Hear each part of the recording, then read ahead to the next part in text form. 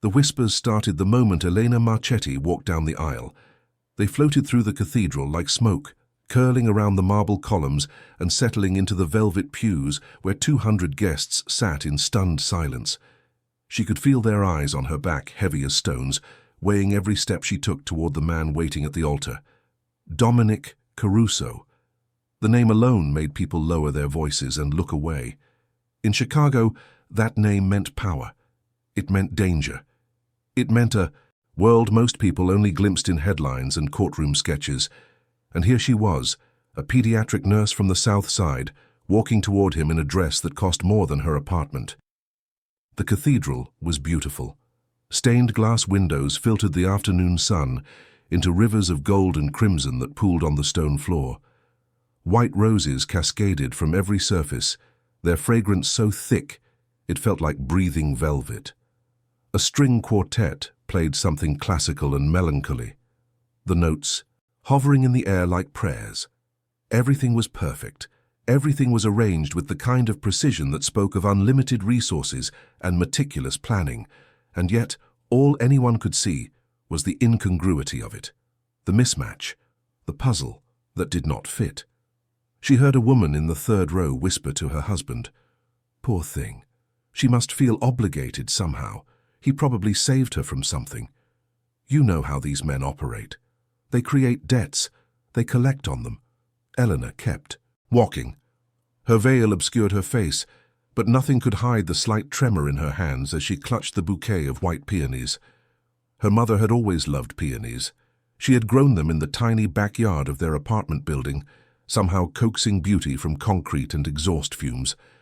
Elena thought of her now, wished she could be here, wished she could see that this moment was not what everyone assumed. Dominic stood at the altar with his hands clasped in front of him, his posture perfectly still. He wore a charcoal suit that fit him like it had been sewn onto his body, his dark hair brushed back from a face that belonged on Renaissance paintings, sharp jaw, aquiline nose, eyes the color of espresso that could shift from warmth to ice in a single heartbeat. He was 42 years old, and every year of his life had carved itself into the controlled stillness of his presence. When he looked at Eleanor, something in his expression softened, just slightly, just enough for her to notice. The priest began the ceremony, his voice echoing off the vaulted ceiling. Dominic reached out and took her hand. His palm was warm, calloused in ways that surprised people who assumed men like him never did physical work. She knew where those calluses came from. She had known since she was 8 years old, watching him sand down a wooden birdhouse in his grandmother's backyard while she sat on the steps with a popsicle melting down her wrist. No one in this cathedral knew that story. No one knew about the summer afternoons spent chasing fireflies through overgrown lots, or the winter evenings huddled together on a fire escape, sharing a single pair of gloves because neither of them had two. No one knew about the promises made in the dark, the kind children make when they believe the future is something they can hold in their hands. She looked into his eyes and saw the boy she had loved before she understood what love meant. Before life had separated them like a river carving, through stone, sending them down different paths into different worlds. Before he had become the man whose name made prosecutors nervous and whose silence made rooms go cold. "I do," she said, and her voice did not waver. The reception was held at the Caruso estate, a sprawling property on the outskirts of the city that had been in his family for 3 generations. The grounds were immaculate, the gardens sculpted into geometric precision, the fountain in the center of the courtyard catching the fading sunlight and scattering it like diamonds. Inside, chandeliers dripped crystal above tables laden with food and flowers. A jazz band played standards from the 40s, and guests moved through the rooms with champagne glasses clutched like talismans. Elena stood near the window, watching the sun sink toward the tree line. Her dress rustled softly as she shifted her weight, the fabric heavy with beading and lace. She could see her reflection in the glass, a stranger in white, a woman she did not entirely recognize. Behind her, she could hear the conversation happening at a nearby table. 3 women her age, wives of men who worked with Dominic in various capacities. They did not know she could hear them, Or perhaps they did not care. "I give it 6 months," one of them said. "She has no idea what she is getting into. A man like that does not marry for love. He marries for strategy." "Maybe she needed money," another suggested. "You know her background. Her mother was sick for years. Medical bills alone would have been crushing." The third woman laughed softly. "Or maybe he threatened her, made her an offer she could not refuse. Is that not how it works?" Eleanor pressed her palm flat against the cool glass of the window. She wanted to turn around and tell them everything. She wanted to explain that Dominic Caruso had not saved her, had not purchased her, had not cornered her into anything. She wanted to tell them about a boy who used to walk her home from school because the streets were dangerous, who gave her his last dollar so she could buy a birthday present for her mother, who held her hand the night her father walked out and never came back. But she said nothing. Some truths were not meant for everyone. Some stories belonged only to the people who had lived them. She felt him before she heard him. The subtle shift in the air, the way conversations around her seemed to quiet slightly. Dominic appeared at her side, his hand finding the small of her back with a familiarity that made her heart contract. "You should be dancing," he said. "It is your wedding." She turned to look at him. Up close she could see the fine lines at the corners of his eyes, the slight shadow of stubble along his jaw. He looked tired, not physically but in some deeper way. The weight of his world pressed on him constantly, and she had always been able to see it, even when no one else could. "I am watching the sunset," she said. "It is beautiful." He followed her gaze to the window, to the sky bleeding orange and pink above the dark silhouette of trees. For a moment neither of them spoke. The silence between them was comfortable, worn smooth by years of absence that had somehow preserved rather than eroded what they shared. "Do you remember," he said quietly, "the sunset we watched from the water tower? The summer before 9th grade. You said it looked like the sky was on fire." She smiled, a genuine warmth spreading through her chest. "I remember thinking we were going to get caught, that someone would call the police and we would end up in trouble. We did get caught." Dominic's mouth curved slightly. "My grandmother had to come pick us up from the station. She made me wash dishes for a month. She was a good woman, your grandmother." "She was." He paused. "She always asked about you, you know, even after you moved away. Every time I visited, she would say, 'That Elena girl. Whatever happened to her? I think she hoped we would find each other again.'" Elena felt tears prick at the corners of her eyes. She blinked them away quickly. Crying was not something she did, especially not in front of 200 people who were waiting for her to fall apart. "I thought about you," she admitted. "All those years. I wondered where you were, what you had become. I saw your name in the papers sometimes. It was always attached to things that scared me. Does it still scare you?" His voice was low, meant only for her. She considered the question. She thought about everything she knew, everything she had learned in the 3 months since he had walked back into her life, the business meetings that happened behind closed doors, the men in expensive suits who spoke in coded language, the security detail that followed them everywhere, silent and watchful. "No," she said finally, "it does not scare me. Because I know who you are underneath all of that. I have always known." He turned to face her fully, his hand coming up to cup her cheek. The gesture was tender, almost fragile, at odds with everything people assumed about him. "I spent 23 years trying to become the kind of man who deserved you," he said. "I do not know if I succeeded, but I know I will spend the rest of my life trying." She leaned into his touch, closing her eyes for just a moment. Around them, the party continued. Glasses clinked, laughter rose and fell. The band shifted into a slower song. But in that small space between them, there was only the echo of who they had been and the promise of who they might become. Later, after the cake had been cut, and the first dance had been danced, and the guests had begun to filter out into the night, Eleanor found herself alone in the library. It was a beautiful room, walls lined with leather-bound books, a fireplace crackling softly in the corner. She had kicked off her shoes and curled up in an oversized armchair, her dress pooling around her like a cloud. She was looking at a photograph. It was old, the edges worn, and the colors faded. But the image was clear enough. 2 children, maybe 8 or 9 years old, standing in front of a chain-link fence. The boy had dark hair that fell into his eyes and a gap-toothed smile. The girl had braids and a sunburned nose and was holding a dandelion like it was the most precious thing in the world. She did not hear the door open, but she felt the shift in the room when Dominic entered. He crossed to where she sat and lowered himself onto the arm of the chair, looking down at the photograph in her hands. "Where did you find that?" he asked. "Your grandmother sent it to me," she said, "years ago, after my mother passed. She included a note that said, 'Some things are meant to last forever.' I kept it in a box with my mother's things. I have carried it with me through every move, every apartment, every hospital room. I never forgot." He reached out and traced the edge of the photograph with his fingertip.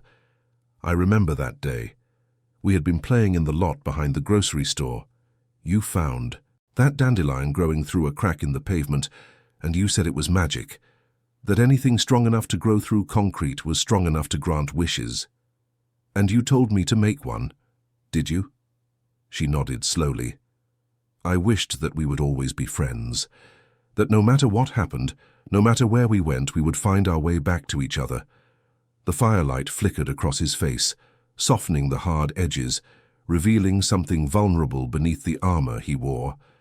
He leaned down and pressed a kiss to her forehead, lingering there for a moment. "Your wish came true," he murmured against her skin. She smiled, reaching up to touch his face. "It took its time. But yes, it came true." Outside, the last of the cars were pulling away, headlights sweeping across the darkened grounds. Inside, 2 people who had loved each other as children sat together in the quiet of a library, holding a photograph that contained an entire universe. The whispers would continue. The assumptions would persist. But here, in this moment, none of that mattered, because they knew the truth. And the truth was stronger than any rumor, any judgment, any fear. The truth was that some loves are planted so deep they become part of you. They grow roots that stretch beneath the surface, invisible but unbreakable. And no matter how much time passes, no matter how far you drift, those roots will eventually pull you home. Check if you are already subscribed to this channel. If you have ever believed that true love can survive time, distance, and every obstacle life throws at it, then you belong here.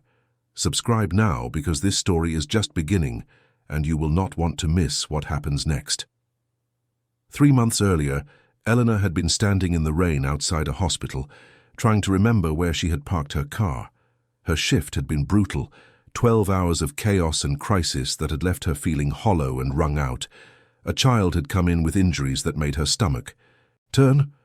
She had held his hand while the doctors worked, had sung soft lullabies to distract him from the pain, had watched his mother collapse in the hallway when she heard the news that he would recover. It was the kind of night that reminded her why she had become a nurse. It was also the kind of night that made her question how much longer she could carry the weight.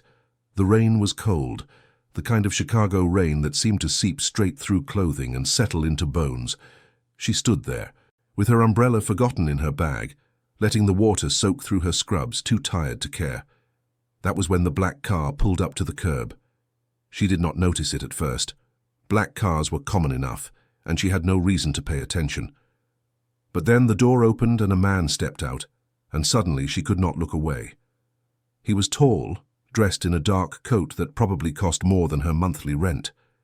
His hair was wet from the brief moment he stood in the rain, slicked back, from a face that was simultaneously familiar and foreign. She knew him.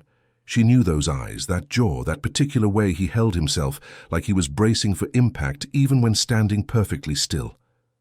"Elena," he said, and her name in his mouth was like a key turning in a lock she had forgotten existed. She stared at him. Rain streamed down her face, blurring her vision, but she could not move, could not speak. 23 years had passed since she had seen Dominic Caruso. 23 years since her mother had packed their belongings into garbage bags and moved them across the city, away from the neighborhood where Elena had grown up, away from the boy who had been her first and only friend. Dominic, she finally managed. What are you doing here? He did not answer immediately. Instead, he shrugged off his coat and draped it over her shoulders. The gesture was so natural, so instinctive, that she almost cried. He used to do the same thing when they were children. Whenever it rained and she did not have a jacket, he would give her his without a second thought. "I heard about your mother," he said. "I am sorry I was not there." She felt her throat tighten. Her mother had passed away 8 months ago, after a long illness that had drained every resource Elena had. The medical bills were still piling up on her kitchen counter, a mountain of paper that she could not face. "How did you know?" she asked. He looked at her, and in his eyes she saw something she had not expected. Sadness. Not the performative kind, but something real and heavy. "I never stopped keeping track of you," he said quietly. "I know it sounds strange. I know we lost touch, but I made sure I always knew where you were, that you were safe." The words should have been unsettling. In any other context, from any other person, they would have been. But from Dominic, they felt like a confession, like something he had been carrying for a very long time. "Why?" she asked. "Because you were the only good thing. In my childhood, Eleanor. You were the only person who saw me as something other than trash from a bad neighborhood. And when you left, I promised myself that even if I could never be part of your life again, I would make sure nothing bad happened to you." She did not know what to say. The rain continued to fall, drumming against the pavement and the roof of his car and the coat on her shoulders. She was shivering, though whether from cold or emotion she could not tell. "You should come with me," he said. "Get warm, get dry. We can talk, or we can not talk. But you should not stand here in the rain like this." She thought about saying no. She thought about all the reasons why getting into a car with Dominic Caruso was probably a terrible idea. She had heard the stories everyone had, about the empire he had built, the power he wielded, the fear that followed him like a shadow. But she was tired, so tired of being alone, of carrying everything by herself, of pretending she was stronger than she felt. "Okay," she said. He opened the car door for her, and she slid inside. The interior was warm and smelled like leather and something else, something clean and masculine that made her stomach flutter in ways she was not prepared for. He climbed in beside her, and the car pulled away from the curb, gliding through the rain-slicked streets like a ship through dark water. They did not speak for a long time. Eleanor watched the city pass by the window, the neon lights and wet pavement and late-night pedestrians hurrying home. She was acutely aware of Dominic beside her, of the heat radiating from his body, of the way his presence seemed to fill the entire space. "I read about you too," she finally said, "in the papers, on the news." He nodded slowly. "I assumed you had. They say you are dangerous." She turned to look at him. "They say you have done terrible things." His jaw tightened almost imperceptibly. "I have done what I needed to do to survive, to protect the people who depend on me. I am not going to lie to you, Elena. I am not the boy you knew anymore. That world, the world I grew up in, it did not give me many choices. I took the ones that were available and I made something of myself. And now? Now I am trying to build something different, something legitimate. It is a slow process. You cannot dismantle an empire overnight. But I am working on it." She studied his profile in the dim light of the car. The hard lines, the careful control, the way he held himself like a man, who expected danger around every corner. But beneath all of that, she could still see traces of the boy she had known, the one who cried when his dog died, the one who used to draw pictures of houses and gardens and normal things, then hide them away because dreams like that were not allowed where they came from. "Where are we going?" she asked. "Somewhere safe, somewhere you can rest." The car took them out of the city, through suburbs that grew increasingly affluent, until they arrived at gates. That opened automatically at their approach. The estate that emerged from the darkness was enormous, a sprawling manor surrounded by gardens and trees that swallowed the sound of the outside world. "This is your home?" she asked. "One of them." He sounded almost embarrassed. "I know it is excessive, but it is secure, and right now that is what matters." She did not ask what he meant by that. There would be time for questions later. For now, she let herself be led through grand hallways and up, sweeping staircases to a suite of rooms that were larger than her entire apartment. A fire had been lit in the fireplace. Fresh flowers sat on the dresser. It was like stepping into a dream, beautiful and strange and impossible. "Rest," Dominic said. "We will talk in the morning. But tonight, just rest. You are safe here." He left her alone, and she stood in the middle of that enormous room, still wearing his coat, still trying to understand how a rainy night outside a hospital had turned into this. She walked to the window and looked out at the grounds below. Moonlight silvered the gardens, casting everything in shades of grey and white. It was peaceful, quiet. So different from the cramped apartment where she had spent the last decade of her life, listening to sirens and arguments through thin walls. She thought about her mother, about the endless hospital visits and the crushing bills and the way she had held Elena's hand at the very end and said, "Find someone who makes you feel safe, baby. That is all that matters." Elena had thought she understood what her mother meant. She had spent years looking for that feeling in all the wrong places, in men who were kind but distant, in relationships that were comfortable but empty. She had begun to think that maybe safety was just something other people felt, something that would always be out of her reach. But standing here now, in this impossible room, wearing the coat of a man she had not seen in over 2 decades, she felt something shift inside her, a door opening, a possibility emerging. She was not sure what tomorrow would bring. She was not sure of anything anymore. But for the first time in a very long time, she was not afraid. The morning came slowly, grey light filtering through curtains she did not remember closing. Elena woke to the sound of birds and the smell of coffee, both so foreign to her usual wake-up routine that for a moment she did not know where she was.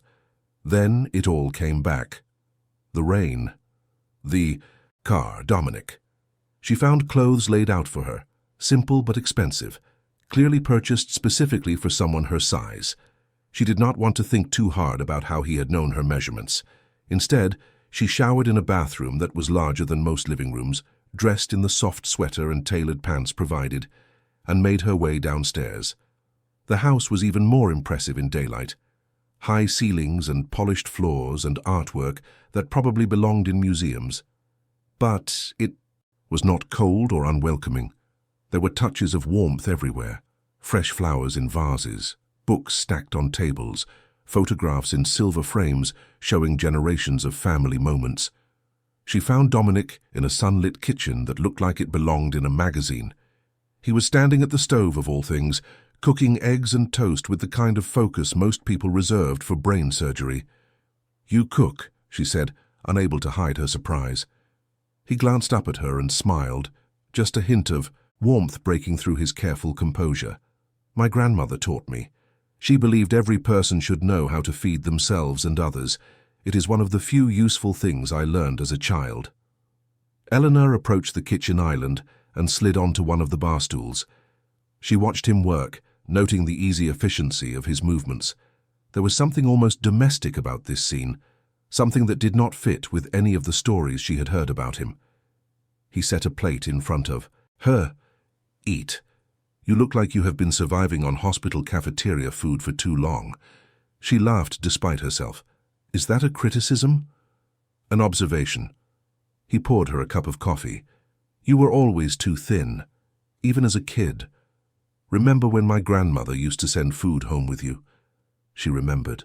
She remembered being so hungry sometimes that she would dream about food, and then waking up to find containers of homemade pasta and bread that Dominic had snuck into her bag. She was kind. Elena said softly, "Your grandmother. She did not have to do that for us. She loved you." He sat down across from her with his own coffee. "She used to say you had old soul eyes, that you understood things most children did not." They ate in comfortable silence for a while, the sunlight streaming through the windows and turning the room golden. It felt surreal, being here like this, like stepping into a parallel universe where the last 2 decades had not happened. Eventually, Elena set down her fork and looked at him directly. "Why am I really here, Dominic? And do not tell me it is just because you wanted to help me. Men like you do not do things without reasons. He met her gaze without flinching. Men like me. You have been reading too many newspapers. Have I? He was quiet for a long moment. Then he sighed and ran a hand through his hair, a gesture she remembered from their childhood. He always did that when he was about to say something difficult. There are people who are not happy. With me, he said carefully. People who would like to hurt me, and the easiest way to hurt me is through the people I care about. I do not understand. We have not seen each other in over 20 years. How could they even know about me? Because I have never been as careful as I should have been. He looked down at his coffee. I kept track of you. I sent money anonymously to your mother's hospital bills. I bought the building where you lived so I could make sure it was safe. I thought I was being discreet, but apparently I was not discreet enough. Elena felt the floor shift beneath her. You did what? I know it sounds insane. I know I had no right. But I could not just watch from a distance and do nothing. You needed help, and I could help, so I did. The money, she whispered. The bills that kept getting mysteriously paid down. I thought there was some kind of insurance I did not know about. There was not. She stared at him, trying to process this information. All those nights she had prayed for a miracle, and apparently the miracle had been him. This man she had not seen since childhood, reaching into her life and pulling strings she did not even know existed. Why did you not just tell me? Because you would have said no. He met her eyes. Because you are proud and stubborn, and you do not accept help easily. I remember that about you. You would rather struggle alone than take anything from anyone. She could not argue with that. It was true. It had always been true. So the people who want to hurt you, she said slowly, they know about me now. They know you exist, they know I care about you, and that makes you a target. The fear she had been holding at bay since the night before finally broke through. She gripped the edge of the counter, her knuckles going white. What am I supposed to do? He reached across the table and covered her hand with his. His touch was warm, solid, grounding. Stay here, he said. Let me protect you. It will not be forever.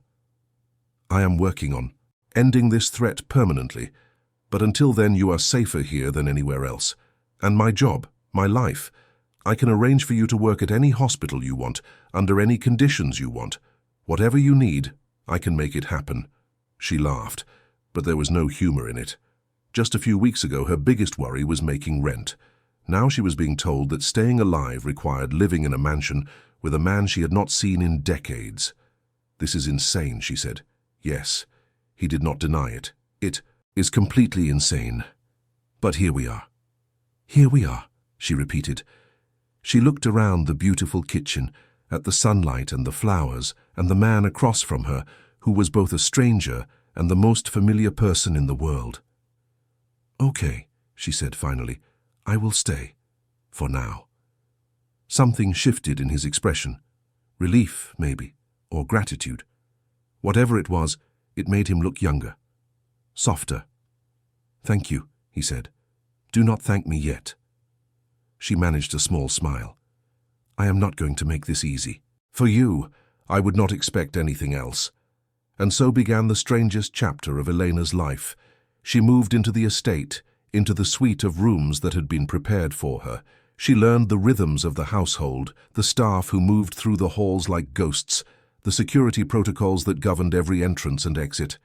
She learned that Dominic left early and came home late, that his phone rang at all hours, that there were men in dark suits who appeared and disappeared without explanation. But she also learned other things. She learned that he still took his coffee the same way he had as a teenager, with too much sugar and not enough cream. She learned that he read biographies of historical figures, that he kept a garden behind the house where he grew vegetables by hand, that he called his grandmother's grave every Sunday morning and spoke to her headstone as if she could hear him. She learned that the monster the newspapers wrote about was only one part of a much more complicated whole. And somewhere in that learning, she began to fall in love with him all over again. The day everything changed started like any other. Elena woke early, before the sun was fully up, and went for a walk through the gardens. She had developed this habit over the past few weeks, a way of grounding herself before the day began. The estate was beautiful in the early morning, dew-covered and quiet. The only sounds the birds and the distant hum of the city beyond the walls. She was standing by the rose bushes when Dominic found her. He was still in his suit from the night before, his tie loosened and his hair disheveled. He looked exhausted, but there was something else in his expression. Something urgent. "I need to show you something," he said. She followed him back to the house through hallways she had grown familiar with, down a staircase she had never noticed before. It led to a basement, or what she assumed was a basement, but when they reached the bottom, she realized it was something else entirely. It was an office, a war room really. Screens lined one wall displaying what looked like surveillance footage from a dozen different locations. Maps covered another wall, covered in pins and strings like something from a detective movie. A large table dominated the center of the room, piled high with documents and photographs. "What is this?" she asked. "This is how I keep you safe." He walked to the table and began sorting through papers. "This is how I keep everyone safe. I know it looks dramatic, but this is the reality of my life, Elena. I have enemies who will not stop until I am destroyed, and the only way to stay ahead of them is to know everything before it happens." She approached the table slowly, her eyes scanning the documents. Most of it was meaningless to her, business jargon and legal terminology that went over her head. But then she saw a photograph, and her heart stopped. It was her, standing outside the hospital where she worked. Shucks. Image was grainy, clearly taken from a distance, but there was no mistaking who it was. "This was taken 3 weeks ago," Dominic said quietly, "by someone who was hired to find my weaknesses. They have been watching you for longer than I realized." She picked up the photograph with trembling hands. Someone had been following her. Someone had been watching her without her knowledge, cataloguing her movements, learning her routines. "Who?" she asked. "A man named Viktor Sokolov. He is a business rival, though that term makes it sound more civilized than it is. He wants what I have built, and he is willing to do anything to take it, including using you to get to me. But I do not know anything. I am not part of your world. What could they possibly want from me?" Dominic's expression darkened. "They do not want information, Elena. They want leverage. If they take you, they think I will give them anything to get you back. And they are right. I would." The raw honesty of his words cut through her. Fear. She looked at him, really looked at him, and saw the same boy who had walked her home through dangerous streets, who had given her his last dollar, who had held her while she cried. "You really do care about me," she said, "not just because of the past, not just because you feel obligated." He crossed the room to stand in front of her. When he reached out and touched her face, his hand was gentle, almost reverent. "I have loved you since I was 8 years old," he said. "I loved you when we were children catching fireflies. I loved you when you moved away, and I thought I would never see you again. I loved you through every year and every mile and every terrible thing I had to do to survive. And I love you now, standing in this room, knowing that loving you puts you in danger." Tears streamed down her face. She did not try to stop them. "I loved you too," she whispered. "I loved you then, and I never stopped. I tried to forget. I tried to move on. But every person I met, I compared to you, and none of them ever measured up." He pulled her into his arms, and she buried her face against his chest. She could hear his heartbeat, strong and steady, and she realized that this was what her mother had meant. This feeling of being completely surrounded, completely protected. This was safety, this was home. When she finally pulled back, she looked up at him with clear eyes. "So what do we do?" she asked. "How do we stop these people?" He smiled, and there was something fierce in it. Something that reminded her he was not just the boy she had loved, but also the man who had built an empire from nothing. "We get married," he said. She blinked. "What? If you are my wife, you have my protection in every way that matters, legally, socially, publicly. It sends a message to everyone who might want to harm you. It says that hurting you means war. And no one wants war with me." She stared at him, trying to process what he was saying. A marriage? A real marriage, or something else? I am not asking you to pretend, he said, reading her thoughts. I'm asking you to marry me because I love you and because I want to spend my life with you. But I will not lie. The protection matters too. Both things can be true. She thought about everything she had learned over the past weeks. The danger, the complexity, the world that existed in shadows and silence. And then she thought about him, about the way he looked at her, about the way he made her feel. If I had to pause this story right now and ask you one question, it would be this: have you ever loved someone so deeply that you would walk into fire for them? If you have, write in the comments. I know what that love feels like. I want to hear your story. Yes, Elena said. I will marry you. The weeks that followed were a blur of preparations and precautions. The wedding was planned with military precision, every detail designed to maximize both beauty and security.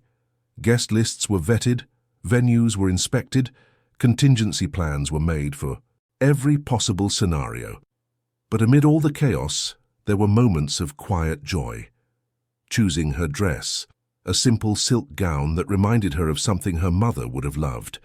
Writing her own vows, words that tried to capture decades of love in a few sentences. Dancing with Dominic in the empty ballroom late at night, just the two of them, and the moonlight streaming through the windows.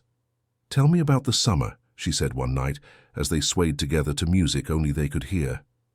The summer you decided you loved me. He was quiet for a moment, his chin resting on top of her head. You were wearing a yellow dress, he said finally. It was too big for you, probably a hand-me-down from somewhere, and you had scraped your knee playing in the lot behind the grocery store. You were crying not because it hurt, but because you were worried your mother would be upset about the blood on your dress. I remember, she said softly. I cleaned the scrape with water from a puddle and covered it, with leaves because we did not have bandages, and you looked at me like I had performed a miracle, like no one had ever taken care of you before. No one had. Not like that. That was when I knew, he said. I was 8 years old, and I knew that I would do anything to make sure you never had to cry like that again. I did not have words for it then. I just knew that you were the most important person in my world. She pressed closer to him, feeling the warmth of his body, the strength of his arms around her. And now, she asked. Now I have the words, he said, and the resources and the power, but the feeling is exactly the same. You are still the most important person in my world, Elena. You always will be. The wedding day arrived with perfect weather, the kind of clear golden light that felt like a blessing. Eleanor stood in front of the mirror in her suite, looking at the woman reflected back at her. She looked the same and completely different, like someone who had finally stepped into the life she was meant to live. A knock at the door interrupted her thoughts. She expected one of the staff, coming to tell her it was time. Instead, Dominic walked in, and she turned to face him with surprise. You are not supposed to see me before the ceremony, she said. It is bad luck. He smiled. I have never believed in luck, only in preparation and persistence. He crossed the room and took her hands in his. She could feel him trembling slightly, and the realization that he was nervous made her love him even more. Before we go out there, he said, I need to tell you something. What is it? I found the people who were watching you. They have been dealt with. Sokolov has backed down. The threat is over. She stared at him. How? He shook his head. The details do not matter. What matters is that you are safe, that we are safe, that we can build a life together without fear. Tears sprang to her eyes, but she blinked them back. She was not going to cry. Not today. Thank you, she whispered. Do not thank me, just marry me. She laughed, and the sound was bright and clear and full of hope. I believe that is the plan, she said. The first months of marriage were both everything Eleanor had dreamed, and nothing she could have imagined. Living with Dominic, truly living with him, revealed layers she had not known existed. He was patient when she expected impatience, gentle when she expected hardness. He brought her coffee in bed on Sunday mornings and read aloud to her, from novels that made him laugh.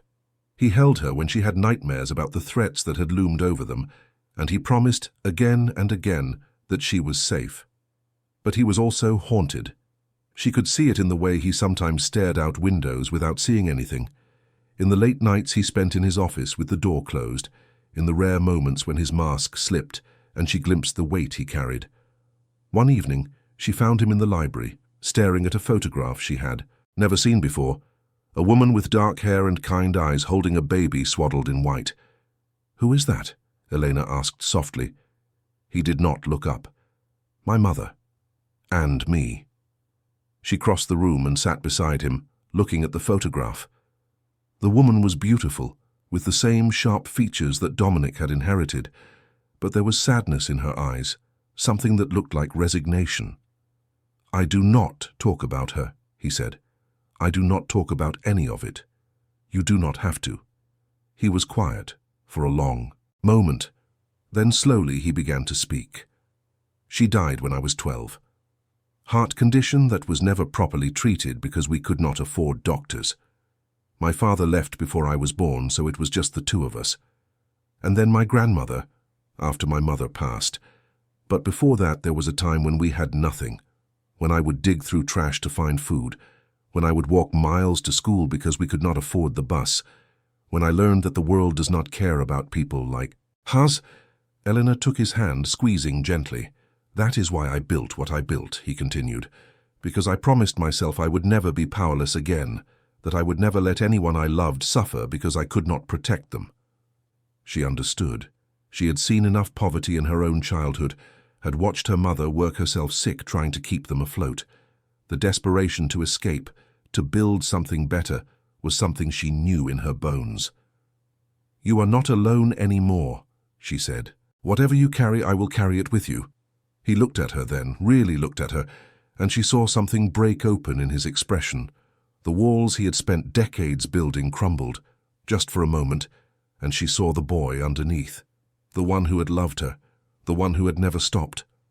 "I do not deserve you," he said. "That is not for you to decide." She leaned in and kissed him, soft and slow and full of promise. When she pulled back, he was almost smiling. "How did I get so lucky?" he asked. "You worked for it," she said. 23 years of work, apparently." He laughed and the sound filled the library, chasing away the shadows that had gathered there. The following weeks brought a rhythm to their lives that felt almost normal. Elena returned to work at a hospital closer to home, one where Dominic had quietly made significant donations to ensure state-of-the-art facilities and exceptional security. She split her time between her patients and her new role as the wife of one of the most powerful men in Chicago. It was a strange balance. She would spend her mornings caring for children who had nothing, whose families struggled just like hers had, and then return to an estate where nothing was impossible. The contrast was jarring, but it also felt meaningful. She could do more now, she could help more. Dominic encouraged her work, often asking about her patients, donating anonymously to families in need, using his connections to find jobs for parents or housing for those who needed it. It was not redemption exactly, but it was something, a way of redirecting the power he had accumulated towards something good. But the peace did not last. The first sign came on a Tuesday evening, when Dominic came home looking like a man who had just walked through fire. His face was pale, his jaw tight, and when Elena reached for him, he flinched before catching himself. "What happened?" she asked. He shook his head. "I cannot tell you. Not yet. Just know that I am handling it, Dominic. Please." He took her hands in his. "I need you to trust me. Can you do that?" She wanted to argue. She wanted to demand answers, to insist that marriage meant no secrets, but she saw something in his eyes that stopped her. Fear. Genuine fear. The kind she had never seen in him before. "Okay," she said. "I trust you." He pulled her into his arms, holding her so tight she could barely breathe. She felt his heart pounding against her chest and knew, without understanding why, that everything was about to change. The next few days were tense. Dominic was gone more than he was home, and when he was there, he was distracted. He made phone calls in hushed tones, met with men she did not recognize, pored over documents late into the night. Elena tried to maintain normalcy. She went to work, cared for her patients, came home to their beautiful prison of an estate. But the worry gnawed at her constantly. She could feel something building, some storm gathering on the horizon that she could not see. It broke on a Friday night. She was in the kitchen making dinner when the front door burst open. Men in masks poured in, guns drawn, moving with terrifying coordination. Elena screamed, dropping the knife she had been using, and ran for the panic room Dominic had shown her during her first week at the estate. She almost made it. A hand caught her arm, wrenching her backward. She fought, kicking and scratching, but the man was too strong. He lifted her off her feet and carried her toward the door as she screamed Dominic's name. Then the gunfire started. Later, she would not be able to remember the details clearly. The chaos was too complete, the terror too overwhelming. She remembered being dropped, hitting the floor hard enough to knock the breath from her lungs. She remembered crawling toward cover, her hands slipping on polished wood. She remembered Dominic appearing from somewhere, his face transformed into something cold and lethal as he moved through the attackers, like a force of nature. And then it was over. Dominic was kneeling beside her, his hands on her face, her arms, her shoulders, checking for injuries. "Are you hurt?" he demanded. "Elena, are you hurt?" She shook her head, unable to speak. She was trembling so hard her teeth were chattering, but nothing was broken, nothing was bleeding. He pulled her against him, his body shaking as hard as hers. "I am sorry," he whispered. "I am so sorry. This was not supposed to happen. I was handling it." What was not supposed to happen? Who were those men? He was quiet for a long moment. Around them his people were already cleaning up, removing bodies and evidence with practiced efficiency. The kitchen where she had been making dinner looked like a war zone. "Sokolov," he finally said. He did not back down. He was just waiting, planning. "I thought it was over. I thought so too." He pulled back to look at her. "But it ends now. Tonight. I am finishing this." What does that mean? It means I am taking the fight to him. All of it. No more waiting, no more negotiating. He has put you in danger twice now. There will not be a third time. She saw the resolve in his eyes, the cold determination. This was the man the newspapers wrote about. The one who made decisions that kept him up at night. The one who had built an empire from nothing and defended it against all comers. "Be careful," she said. "Please." He kissed her forehead, lingering there. "I will come back to you," he said. "I promise." Then he was gone, and she was left alone in the wreckage of their home, praying that promises were things a man like him could keep. The hours after Dominic left were the longest of Elena's life. She sat in the library with a blanket wrapped around her shoulders, a cup of tea going cold in her hands, watching the clock tick toward dawn. The security team had doubled, men with serious faces patrolling every entrance and exit. The house was locked down, a fortress sealed against the outside world. But none of that mattered. All that mattered was whether Dominic would come home. She thought about calling him, but knew it would be pointless. Whatever he was doing, wherever he was, a ringing phone could mean the difference between life and death. So she waited and remembered. She remembered being 13 and terrified the night her father had come back. He had been gone for years, and then suddenly he was there, in their tiny apartment, demanding money they did not have. Her mother had tried to stand between them, but he had pushed her aside like she weighed nothing. Elena had run, out the door, down the stairs, into the dark streets that everyone said were dangerous. She had run until her lungs burned and her legs gave out, and then she had collapsed against a chain-link fence and sobbed. That was where Dominic found her. He had appeared out of nowhere, a 14-year-old boy who was already taller than most grown men. He had sat down beside her without asking what was wrong, without pushing for answers. He had just been there, solid and warm and present. Eventually, she had told him everything. About her father, about the fear, about the feeling that nowhere was safe. And he had said something she never forgot. "I will make sure no one ever hurts you again. No one. I do not care what I have to become." She had thought he meant it metaphorically. A child's promise, sincere but impossible. She had not understood that Dominic Caruso never made promises he did not intend to keep. The sun was coming up when she heard the front door open. She was on her feet instantly, her heart in her throat, unable to breathe. And then he was there, standing in the doorway of the library, looking like he had walked through a nightmare to reach her. He was alive, he was whole, he was home. She crossed the room in seconds and threw herself into his arms. He caught her, holding her so tight she could feel his heartbeat against her own. "It is done," he said. "It is over." She pulled back, too. Look at him. There were shadows under his eyes and a cut on his cheekbone that would need attention, but beneath the exhaustion there was peace. The hunted look that had followed him for weeks was gone. "What happened?" she asked. "Sokolov is finished. His operation is dismantled.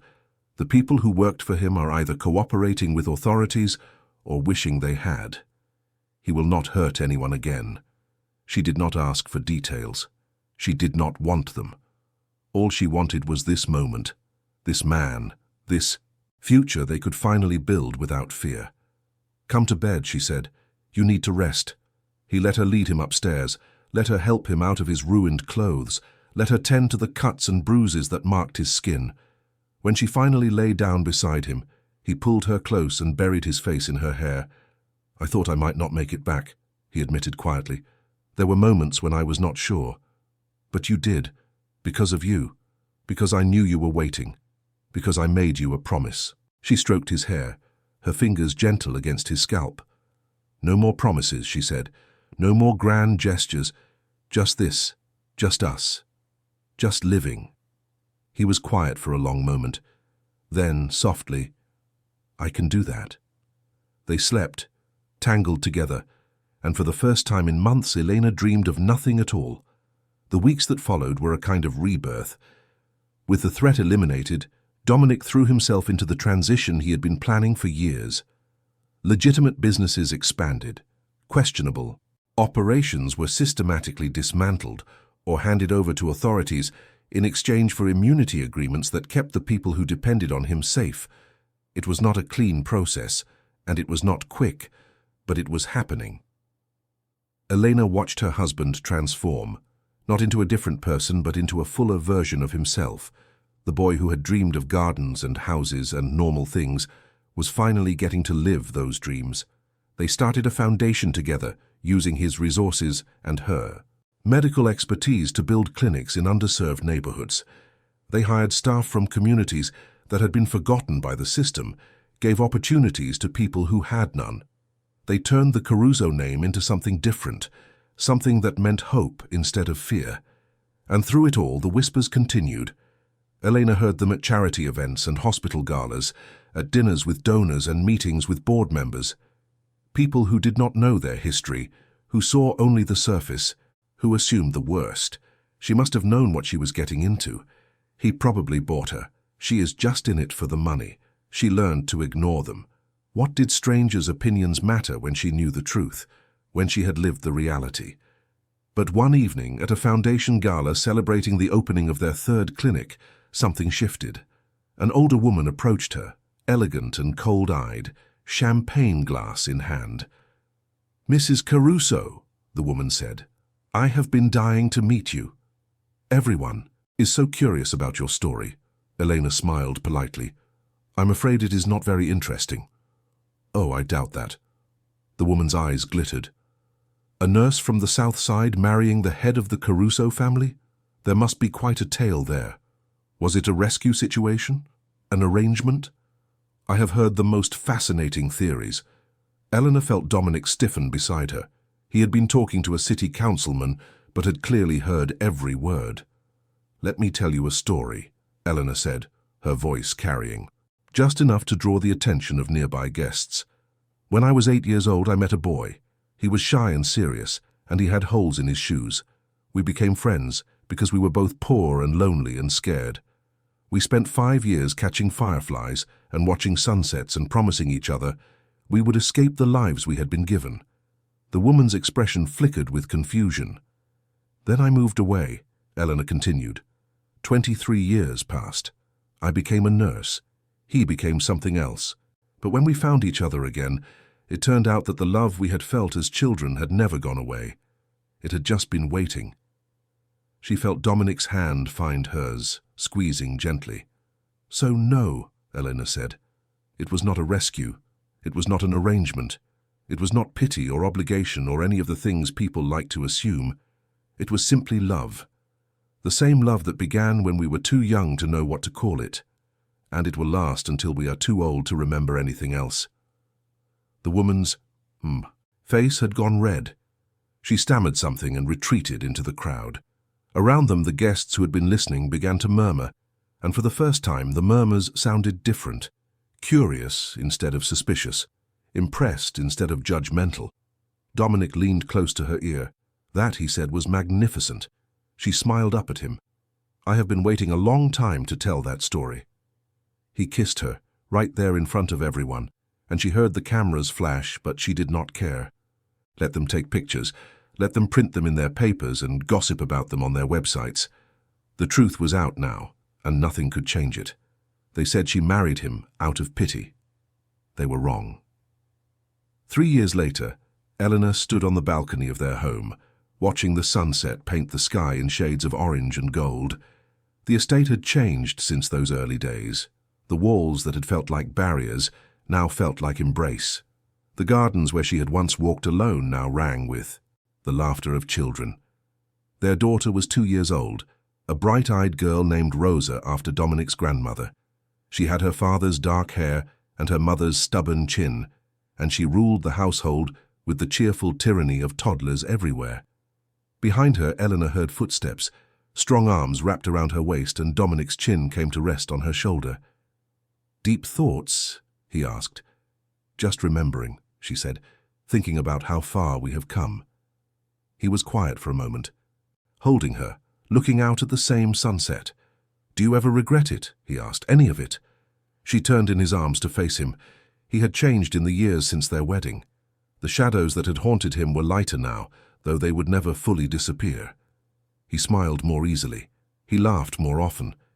He came home at reasonable hours and read bedtime stories to their daughter in silly voices that made her squeal with delight.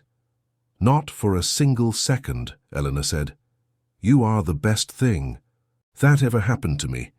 He kissed her forehead. "You saved me, you and Rosa. I was so lost before you came back into my life. I had built an empire, but I had no one to share it with. I had power, but no peace. You gave me both. We saved each other." From inside the house they heard Rosa calling for them. "Mama, Dada, come play." They turned together, walking hand in hand back into the warmth and light. The dining room was set for a family meal, nothing fancy, just the three of them, around a table that could seat 20. Rosa was already in her high chair, babbling happily about something only she could understand. Dominic lifted her out and swung her around, making her laugh, and Elena felt her heart expand until she thought it might burst. This was what she had wished for all those years ago, holding a dandelion and believing in magic. A family, a home, someone who loved her enough to walk through fire. The world outside still whispered. There were still people who doubted, who judged, who assumed the worst. But inside these walls, none of that mattered. Inside these walls, there was only love. After dinner, after Rosa had been bathed and storied and tucked into bed, Eleanor and Dominic sat together in the library. The same library where they had first talked about their past, where they had grieved and hoped and planned. "I got something for you," Dominic said. He reached into his pocket and pulled out a small velvet box. Eleanor looked at him with surprise. "We are already married," he smiled.